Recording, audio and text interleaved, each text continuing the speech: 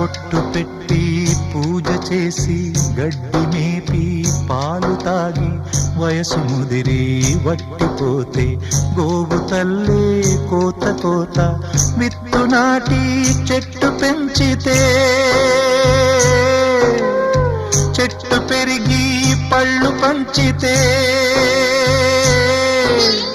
తిన్న తీపి మరిచిపోయి చెట్టు కొట్టి కట్టెలమ్మితే లోకమా ఇది న్యాయమా లోకమా ఇది న్యాయమా